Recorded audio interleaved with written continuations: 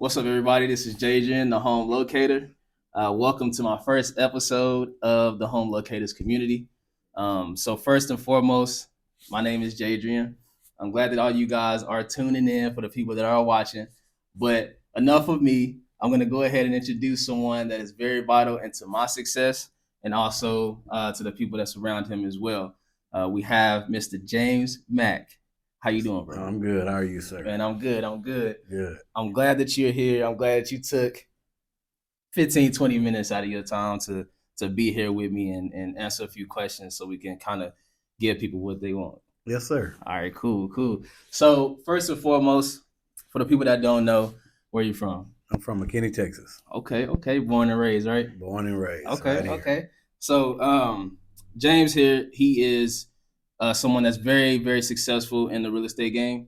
And I want to go ahead and have all of you guys tune in so he can tell you guys some of the things that he's done, not only in real estate, but even in the car business. So I'll let you go ahead and take the floor. How'd you get into real estate to start? And then we'll just go from there. And I got into real estate. It was probably almost 10 years ago. Okay. Bought my first house in Plano.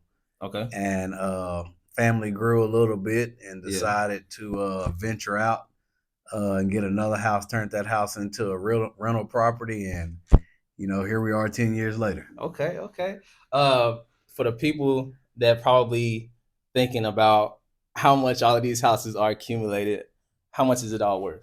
What's your portfolio worth as of today?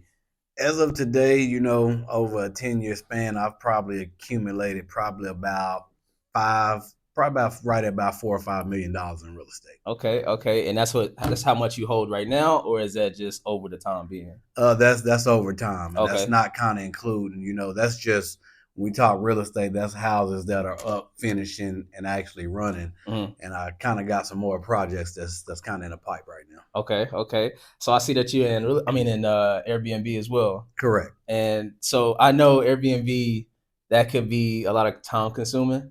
How are you juggling that on top of all of the rental properties that you have right now? Right now, I hold about 13 rental properties. So what I do is I have hired a outside company to actually take care of my day-to-day things that comes up with a house. I'm still involved in the day-to-day operation, kind of behind the scenes, but right now I'm kind of just sitting back, because I still work a 9 to 5, of course. So I'm kind of just sitting back, letting somebody else manage those properties. Okay. I'm on the forefront as far as getting somebody in, Mhm. but when it comes to collecting rental payments, doing repairs and stuff, I have an outside firm that handles that. Nice. How are you doing all of this? And you have, so with your rental properties, are they taking it? Do you have any issues that come up as far as, people that may live in these properties and terrible wall or something? Is it something that they, reach out to you and tell you about, or is it something that you see at the end of the lease term? Well, what I do with most rental properties now, my rental properties undergo a 3-month, what we call a quarterly inspection. So Okay. I'm able to capture those damages, Mhm. repair costs, Mhm. making sure filters are changed. We Yeah. do that, going to those properties every 3 months to see what that upkeep is. Yeah. And that kind of determines, if we're going to renew a lease or not. And that's something that I handle myself. Mhm. Most of these inspections, I kind of go in myself, Yeah. get a visual of what's going on, any repairs needed, and then we kind of go from there. Okay. Nice. I know that's a lot of work, man. Do you ever sleep? Because I know you got a lot going on, man. So Man, early on I didn't. Yeah. But it's taken, being 10, 11 years in the game now, Okay. that, I value family a little more than what I did when I started. So Yeah. I do try to have a balance now between, Okay. family, Yeah. working a 9 to 5, dealing with real estate, Yeah. and trying to have some personal time Yeah. as well. So it has its challenges. But for the most part, this past year has been probably the most challenges.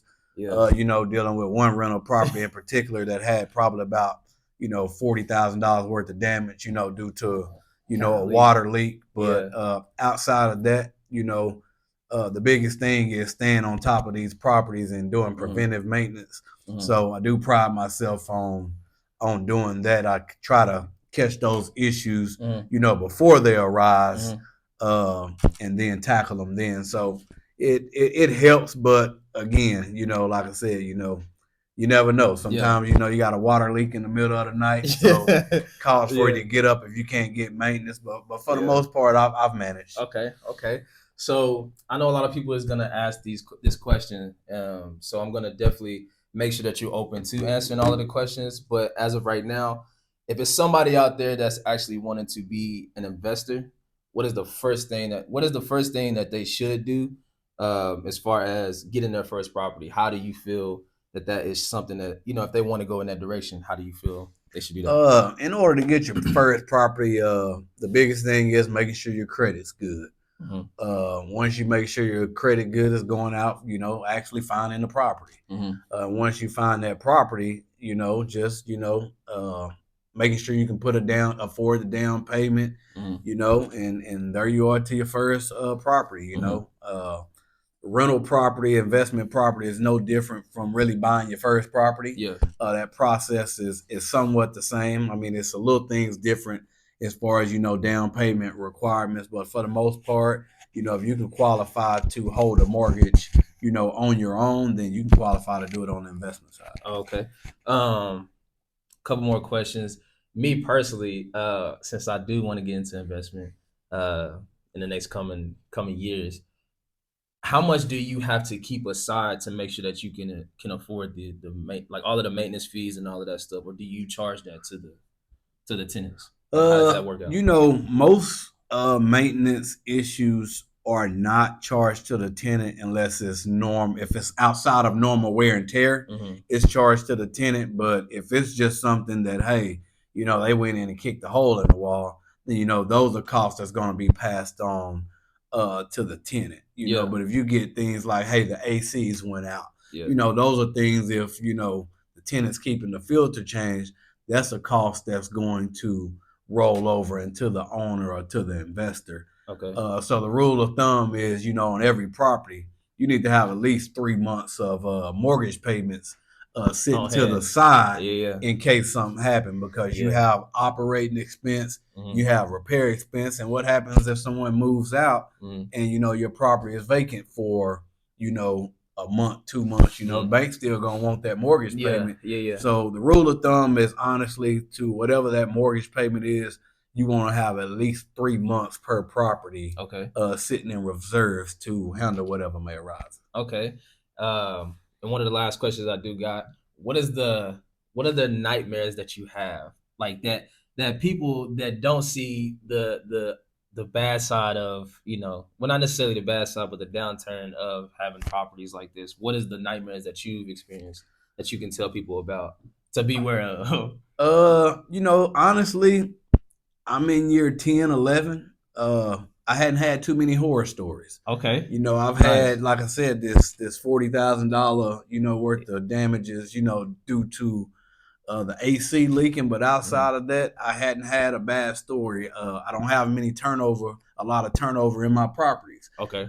because I try to make sure that rent stays affordable and it runs below the market. Yeah. So, I don't have a lot of turnover in property. So I really can't give you too much of Yeah. a horror story, Okay. but it's definitely some out Yeah. there. Yeah. You Yeah. just got to make sure that you're preparing yourself Hmm. for a rainy day. And like I said, if you got those payments put back in case somebody don't make a payment for the month, Yeah. then you will be fine. And that's one of the biggest issues when you run 10, 12, rental properties. You Hmm. have got to ensure that, hey, if 6 people don't pay this month, guess what? That money's coming out your pocket. Yeah, yeah, yeah. Okay, okay. And then one more that I had. So the house that you're building right now, what is that worth?